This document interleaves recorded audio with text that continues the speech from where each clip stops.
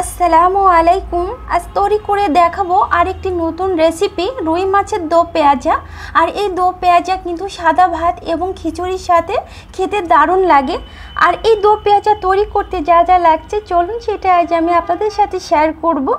এখানে আমি রুই মাছ নিয়েছি। রুই মাছটা আগে থেকে ধুয়ে কেটে পরিষ্কার করে রেখেছিলাম।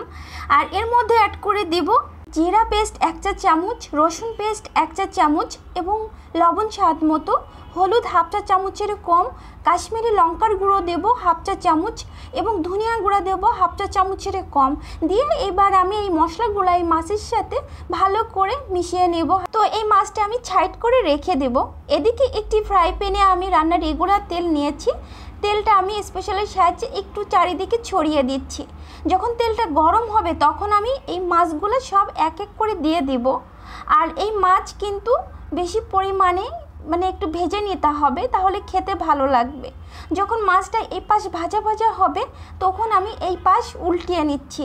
তো এই পাশ উল্টানোর পরে মাছটা আমি এবার তুলে নেব। এর চেয়ে বেশি পোড়া করা যাবে না, তাহলে আবার তিতা হয়ে যাবে। এই যে আমি দেখিয়ে দিচ্ছি ফ্রাই প্যান থেকে উঠিয়ে।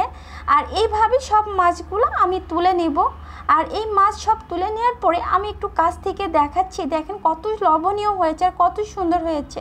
এবার একই তেলের মধ্যে আমি অ্যাড করে দেব 1 কাপ পেঁয়াজ কুচি আর 3টা শুকনা মরিচ দিয়ে আমি ভালো করে নেড়ে চেড়ে নেব।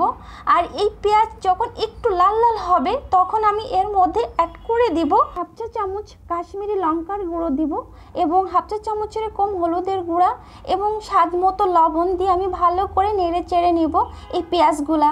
আর এই পেঁয়াজ কিন্তু একটু পোড়া পোড়া করতে হবে, তাহলে খিচুড়ি বা সাদা ভাতের সাথে খেতে দারুণ লাগবে।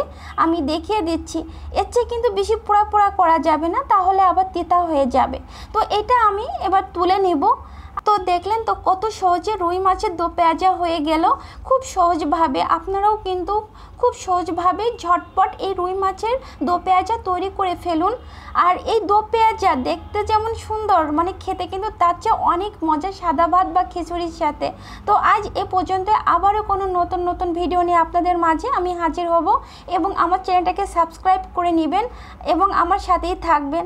আজ এ পর্যন্তই। আল্লাহ হাফেজ। আসসালামু আলাইকুম।